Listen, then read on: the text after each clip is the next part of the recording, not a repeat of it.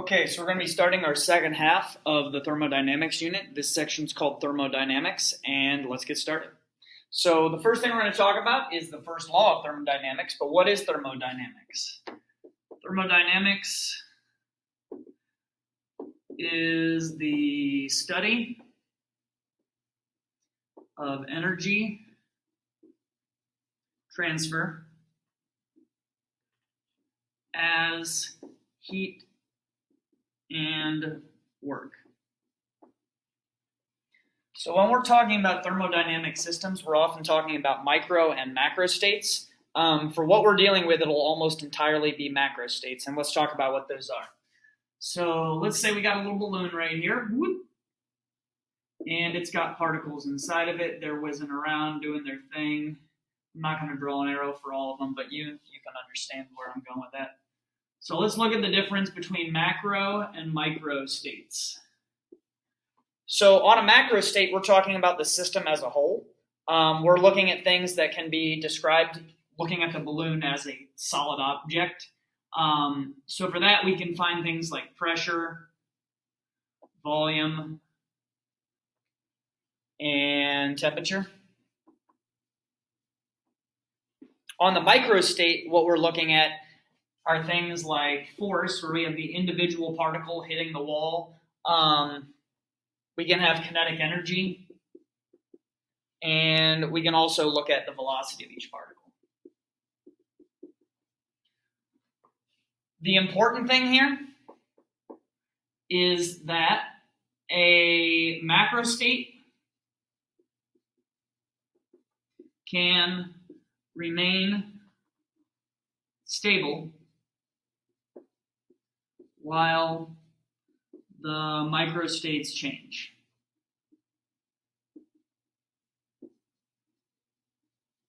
And what does that mean? Basically, particles inside of there can hit walls, change their kinetic energy, change their velocity, change the amount of force they're putting on the walls, while overall the pressure remains basically the same, while the volume doesn't change, while the temperature as a whole, your average kinetic energy doesn't change. So that's the important takeaway from that. One important thing to take note of here, since thermodynamics is the study of energy transfer, is that for heat to transfer,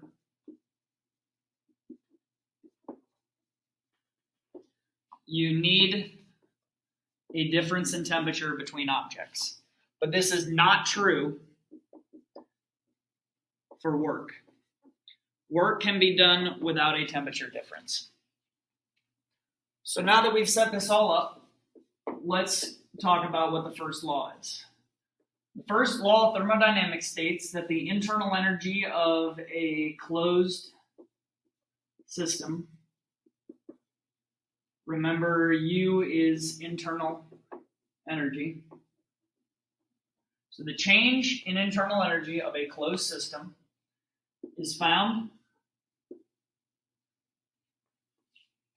by adding the work, I'll just do a capital W, the work done on, this is important, so bold and underline it, work done on the system with the energy added through heat, which represented by capital Q. When we write this out as an equation, what we get is that delta U is equal to W plus Q, where W is work done on the system. So think about this. This is energy coming from the outside being done on the system. So if the system does work, then it would be negative because it's doing negative work on the system. It's going to get a little confusing, but we're going to go ahead and put up the sign conventions just to clear it up. One last thing before we do that, however, is that each of the laws of thermodynamics has a little pithy way to remember it. This is basically the law of conservation of energy. Like the amount of energy change is just going to be based on the work being done plus heat.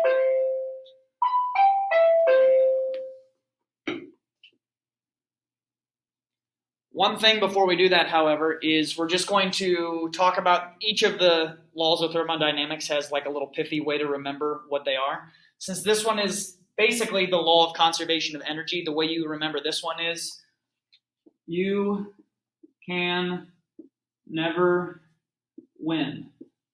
And what that's basically saying is you can never get more energy out than you put in. You can never go over what you started with. So that's the way you can remember the first law of thermodynamics. Now let's go over the sign conventions. So sign conventions. We have positive U, negative U, positive W, negative W, positive Q, negative Q. Let's talk about what each one of these mean. So when our delta U is positive, what it's telling us is that we have an increase in internal energy. And what that tells us is that we've got an increase in our temperature. Which means now if we have a negative one, it's just going to mean the opposite. We have a decrease in internal energy and a decrease in temperature. Positive change in internal energy, you're warming up. Negative change in internal energy, you're cooling down. Next one we have is work. So when work is positive, this is what we define as work done on the system. That's why, just think of this. If delta U equals W plus Q, and your temperature is going up, but you add no heat, the only way you can increase your temperature is by adding energy through work. So something has to be putting energy in. Work is being done on the system. That's why work is going to be positive here. So you can think about this like if I've got a container with gas and I'm not going to add any heat from a temperature difference, all I'm doing is just squeezing it down really fast. Those particles are going to gain energy by my hand pushing and doing work into there, meaning their internal energy is going to go up. This one here is going to be work done by the system. This is where if you have a gas where the air outside of it has a lower pressure and it's in a movable piston, it's going to expand.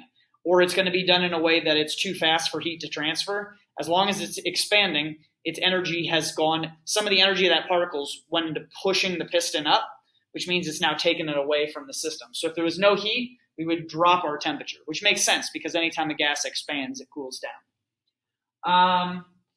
Lastly, we've got heat. So if we have a positive Q, that is heat added from the surroundings.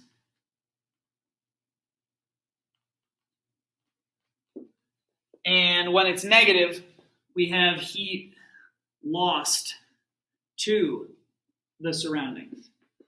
So you can think of this way where in this one, it's touching something that's making it warmer, something with a higher temperature, so heat's going to flow in. In this case, it's a warmer object than its surroundings, so heat is going to flow out through it. And that's going to be it for our notes on the laws of thermodynamics.